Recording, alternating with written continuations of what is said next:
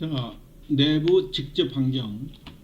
이것은 그 기업 내부와 그러니까 기업과 직접 관련이 있다는 거예요. 주주는 회사의 투자자들이죠. 주주는 그 전문 경영자가 기업의 소유주들인 주주를 위해서 경영하도록 유도하거나 끊임없이 감시할 필요가, 자기 돈을 맡겨놨으니까, 그죠? 그래서 회계 감사제도 같은 것들도 이게 발달된 거고, 특히 주식회사의 경우, 그죠? 그러고 지금 우리나라는 외국인 투자자들도 상당히 많습니다. 외국인 개인 투자나 기관 투자자들이. 그래서 여러분들도 삼성전자 하면 우리나라 기업이라고 생각하지만은 주식의 절반 이상을 외국 사람들이 갖고 있어요. 국민은행도 마찬가지입니다. 국민은행도 거의 뭐 60% 가까이 외국인들이 주식을 갖고 있고, 포항제철도 마찬가지입니다. 그러니까 우리 국내에 있어도 회사 주소만 국내에 있지 주주들은 외국 사람들이 많아요. 그러니까 많은 배당 압력들이 오는 거예요. 그러니까 또 회계 감사도 엄청 철저히 해야 되고, 그리고 며칠 전에 얘기했던 좀 전에 얘기했던 쿠팡 같은 데도 우리나라 국내에서 활동하지만 쿠팡은 사실 외국인 자본에 의한 회사예요. 국내 기업은 우리 국내 젊은 그 친구들, 과학두뇌들이 하고 있는 거지만은 마켓컬리도 이 기술력 하나 가지고 해외 자본을 유치해서 거의 성공 케이스를 가고 있는 것이고, 특히 배달의 민족 같은 경우도 마찬가지죠. 그래서 외국인 투자자가 많으면 많을수록 기업 경영도 이제 공정화해야 되고, 회계 정보도 그 공시를 해야 되겠죠. 이런 것들을 우리가 감시 비용이라고 해요. 감시 비용. 종업원의 결국은 그 직원들이 활동을 해서 기업을 성패를 좌지하니까 종업원의 경쟁력이 곧 기업의 경쟁력으로 직결된다. 이 종업원 관리를 가장 잘한 데가 사실 삼성그룹이에요. 삼성그룹은 뭐 예전부터 이런 말이 있어요. 삼성에 들어가서 3년을 버티면은 10년 이상을 간다. 그 얘기가 뭐냐면 너무 힘들어서 3년 버티기 힘들다는 거예요. 얘네들은 현재는 어떨지 내가 정확히 몰라요. 그러나 한 80년대 70년대만 해도요, 삼성 직원들은 회사 출근 시간이 9시에 얘네들은 거의 6시에 출근해요. 6시 출근해서 회사에서 어학연수도 들어야 되고, 또 직업과 관련된 여러 가지 공부들을 해야 됩니다. 외국어도 해야 되고, 뭐 회계학도 배우고, 뭐 경제학도 듣고, 세계 미래에 관한 강연도 듣고, 뭐 이런 걸로 해서 엄청 하드 트레이닝이 돼요. 그래서 삼성에서 3년을 버티면은 최고의 비즈니스맨이 되는 거죠. 그래서 현재도 삼성의 커리어만 있으면요, 어디 가서도 환영받아요. 즉 삼성그룹에서 과장으로 근무했다 퇴사했다, 그럼 딴 데 가서는요 부장급으로 바로 스카우트 돼요. 삼성에서 부장급으로 있었다, 그럼 딴 데서 어떻게 돼요? 이사급으로 바로 스카우트 됩니다. 그래서 그 우리나라 삼성 출신들의 대기업 임원들이 엄청 많아요. 삼성 출신들이. 그래서 그것은 뭐냐면 종업원들을 교육 훈련은 엄청 잘 된 거예요. 그 삼성 같은 경우에는 그 아무리 일이 바빠도 회사의 교육 훈련을 만약에 빠지게 되면요, 진급이 안 됩니다. 진급이. 어떤 이유 불문하고 교육을 받아야 되는 거예요. 그래서 오늘날 삼성이 된 겁니다. 종업원의 동기부여를 위해서 우리 사주제도라든가 성과배분제도, 경영참여제도들이 도입되고 있는데, 이것이 얼마나 활성화되어 있는지는 잘 이해가 안 됩니다. 좀 특별한 자료도 없고요. 이것도 뭐 70년대부터 쭉 도입된 건데도 아직 잘 되고 있지는 않습니다. 사실은. 노동조합, 조합원의 권익보호와 적정한 임금, 고용의 안정성 확보를 위해서 노동조합이 필요하다고 하는데, 그동안 우리나라의 그 70년대, 80년대, 현재까지도 노동조합의 노동투쟁은 상당히 강렬하게 잘 이루어져서 노동조합이 상당히 발달되어 있음에도 불구하고 아직도 OECD 기준에서 보면 좀 미치지 못하고요.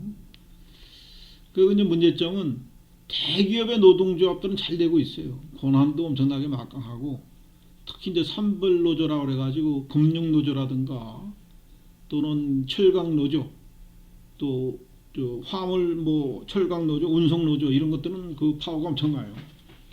나름의 이제 복지나 이런 것도 잘 되고 있는데 그런 거를 만들지 못하는 소규모 기업, 중소기업의 노동조합 같은 거는 노동조합도 못 만드는 회사들도 엄청 많죠. 그리고 대기업을 해도 노동조합에 가입된 직원들이 있고 또 파트타임으로 들어가 있는 노동조합이 있어요. 얘네들이 노동조합 애들이 이런 파트타임의 일용직의 노동을 권리를 보호해야 되는데 앞장서지 않고 있어요. 얘네들이 하나의 권력화가 되어 있는 이런 구조적 문제도 있습니다.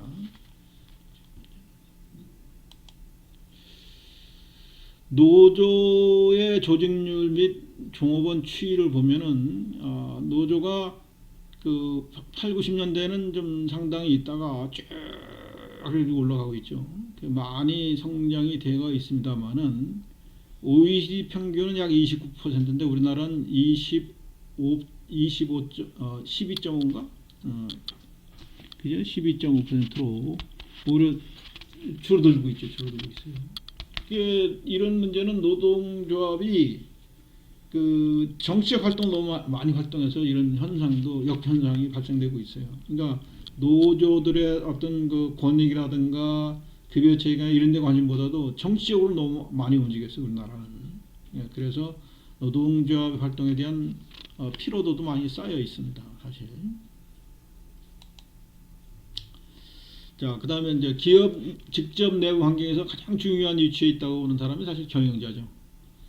기업 경영 활동을 지휘하는 사람, 경영 목표 달성 여부를 그러니까 경영자가 누구냐? 우리나라는 사실은 소유 경영자들이 많아서 소유 경영자 대주주이면서 경영자인 경우가 많아서 이런 환경이 그렇지 많지는 않은데 미국의 경우에는 경영자를 외부에서 모셔와가지고 기업을 일으킨 사례들은 사실 너무나도 많습니다.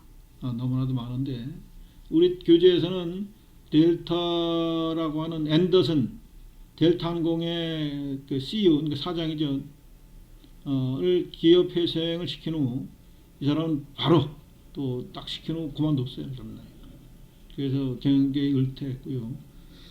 이런 것들은 저 앞에서 한번 설명했던 크라이슬러, 미국의 그 GM, 포드, 크라이슬러라고 하는 3대 자동차 메이커가 있는데 이 크라이슬러가 망하기 일보 직전에 세일즈맨 출신인 아이아코카라고 하는 인물이 부각돼 가지고 이 사람이 크라이슬러를 살려냈어요. 크라이슬러가 이제 다찌라고 하는 지프로 아주 유명하죠. 이런 사례들은 많고요. 여러분들 그래서 경영자의 능력에 따라서 CEO 리스크라는 얘기도 많이 들었었죠. CEO 리스크.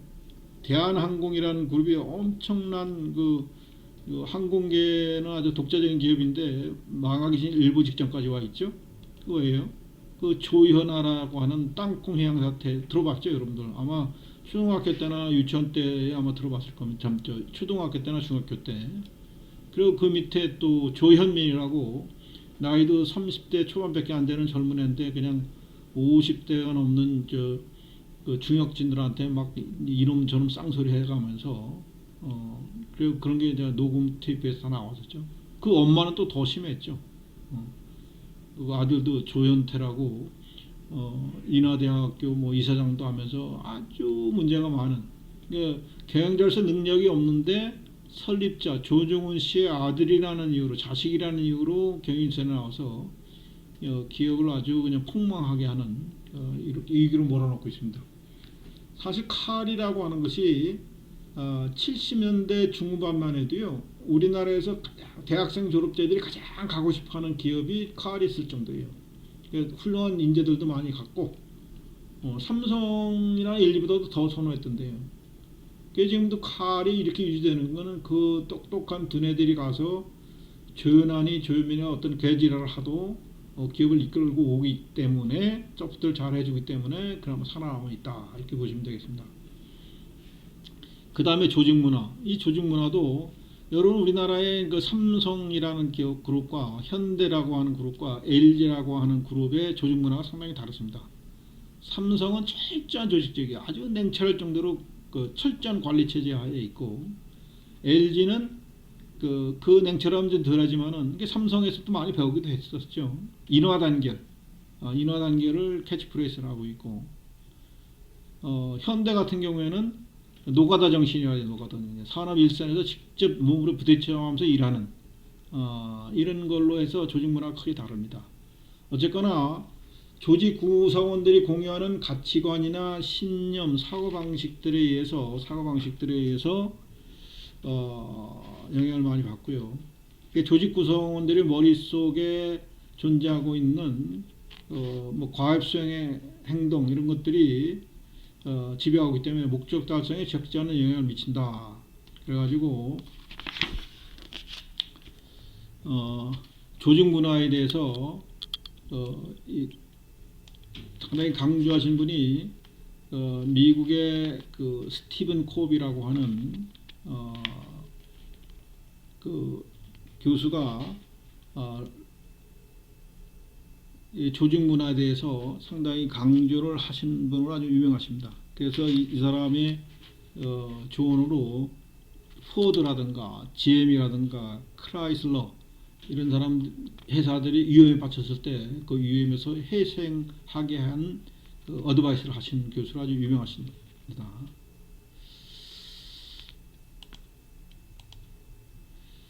그 다음에 기업의 사회적 책임. 기업의 그 사회적 책임에 대해서는 뭐 일반적으로도 많이 얘기했는데 지금은 상당히 중요해졌죠. 기업이 사회적 책임, 사회에 대한 이미지가 나빠지면 그 기업이 망하는 것은 아주 순식간이에요. 요새 뭐 그 대한항공이라든가 또는 금호그룹 같은 경우에도 사회에서 반응이 안 좋으면요 금세 망하는 겁니다. 그래서 이런 사회적 책임의 그 이론을 제시한 분이 캐론이라고 하시는 분인데 이 사람이 제시한 CSR이라고 하는 것이 뭐냐면 코퍼레이트가 이제 기업을 얘기해요. 기업 소셜 레스폰시빌리티. 그래서 뭐 기업의 사회적 책임 말 그대로예요. 경제적 책임, 경제적으로 우선 살아남아야 된다는 거죠. 종업원 거기에 기업에 관련된 처자식과 일가와 지역사회와 정부 엄청나게 관련이 있죠. 이게 회사가 망하면은 뭐 엄청난 피해가 주겠죠.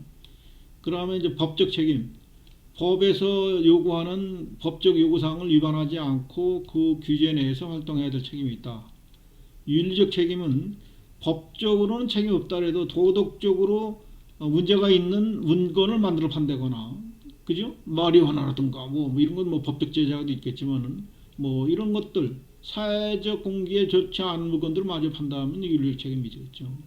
그다음에 돈 많이 벌면은 꼭 자선 사업을 해라 이런 얘기. 그 불우이웃 돕기도 하고 외국 그 버마나 랭군 같은 데 지원도 하고 이런 일들을 해야 된다 하는 것에 대한 이론적 틀을 제시하신 분입니다.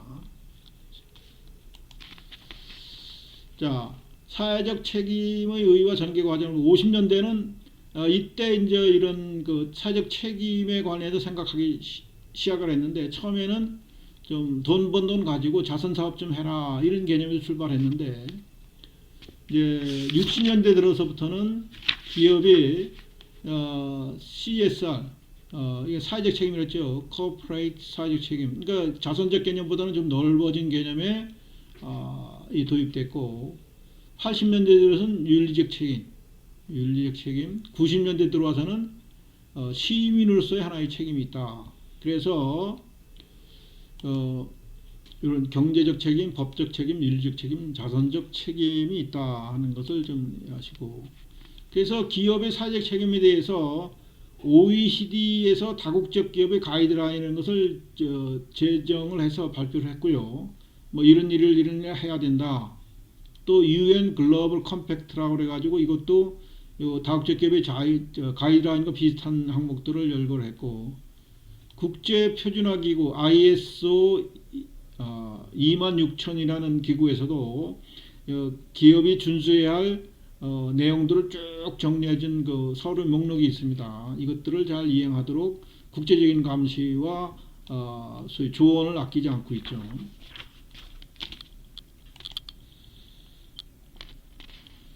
기업이 사회적 책임이 요구되는 이유는 이제 사회와 상호 의존적이니까 그러니까 사회에 어떤 반환된 행동은 그 기업은 성장할 수가 없어요. 또 소수의 공급자와 다수의 소비자. 소비자 그 공급 다수가 되는 시장이라 그랬죠. 그렇기 때문에 소비자들 눈에 이게 뭔가 사회적인 문제가 있다면 이게 소비자들 소비 거부 운동 같은 거, 불매 운동 같은 거 하면 회사가 좀 망할 수도 있습니다. 그죠? 또 거대 기업이 그 소비자 정보에 대해서 영향력이 증대했지만 사회적 책임을 지지 않으면 이것도 문제가 되죠. 그 다음에 이제 외부 불경제라는 것이 있는데, 외부 경제 불경제는요 이런 거예요. 예를 들면 중국에서 많은 공해 물질들이 막 우리나라로 넘어오잖아요. 그럼 우리나라 경제에 좋지 않은 영향을 많이 끼치죠. 그럼 내가 어떻게 할 수가 없는데, 이런 게 외부 불경제예요. 또 외부 경제라는 용어가 있는데, 이건 뭐냐면은 예를 들어서 이 봄철에 이제 막 꽃이 피잖아요. 그래서 이제 아카시아 꽃이나 이런 그 벚꽃 뭐 이런 거 많이 피면은 꿀벌들이 완전 날아다닌단 말이야. 사실 꿀벌은 거기서 꿀을 채취해가지고 꽃들은 수정을 하는 거죠. 근데 그 물고 와가지고 벌통에다 계속 꿀을 저장하면 꿀이 엄청나게 생산이 늘죠. 그러나 벌통 주인 입장에서는 그 꽃 피우는 거, 아카시아 꽃 피우는 거 아무런 노력도 안 했잖아요. 그죠? 그래서 내가 아무런 노력치도 않고 주요 환경으로부터 이익을 받을 때는 그 외부 경제라 그래요. 이런 물론 불경제가 있기 때문에 사회적 책임이 강조되고 있다 하는 얘기입니다. 중요한 얘기죠. 자, 뭐 좀 간략을 하는데 사실 할 얘기들이 많은데도 불구하고 이런 그 사회적 책임에 대해서는 이 프리드만이라는 분이 있는데, 프리드만은 우리가 경제학을 배울 때 이 사람이 쓴 경제학 서적으로 배웠습니다. 아주 유명한 경제학 교수인데, 이분이 기업의 사회 책임 어디까지냐, 그래서 고전적 견해와 사회 경제적 견해, 경제 체제, 정부 정책, 산업 구조, 구성원 간의 상호작용에 따르다 시장 실패 비용이 커질수록 기업의 영향력이 커질수록 사회 책임이 더 커진다. 이런 그 CSR의 구체적인 논의를 제시를 하셨던 분이고, 그리고 이제 글로벌 표준에서 아까 얘기했던 OECD, UN 글로벌 컴팩트, ISO 26000 이런 데서 일반 정책, 정보 공개, 인권, 고용 노사 관계, 환경, 뇌물 공유, 뇌물 청탁, 강요 방지, 소비자 보호, 과학 및 기술 경쟁 조세 등 이런 거에 대해서 가이드라인을 제시하고 있습니다. 큰 기업들은 이게 세계적인 조직에서도 이렇게 감시를 하고 있습니다. 자, 그래서 사회적 책임의 내용은 기업이 사회적 책임의 내용을 볼 때 기업을 유지 발전시키기 위해서 책임입니다. 책임.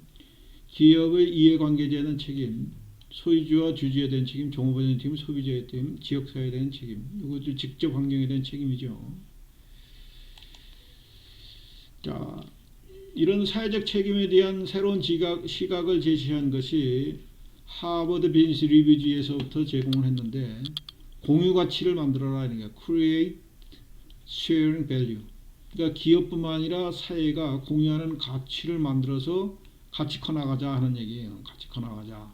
이런 것들은 여러분들 책에 소개되고 있으니까 참고로 읽어보시길 바라고, 자, 강의는 이것으로 끝내고 여러분들 레포트 열심히 작성해서 제출하시기 바랍니다. 자, 다음에 또 봅시다. 수고!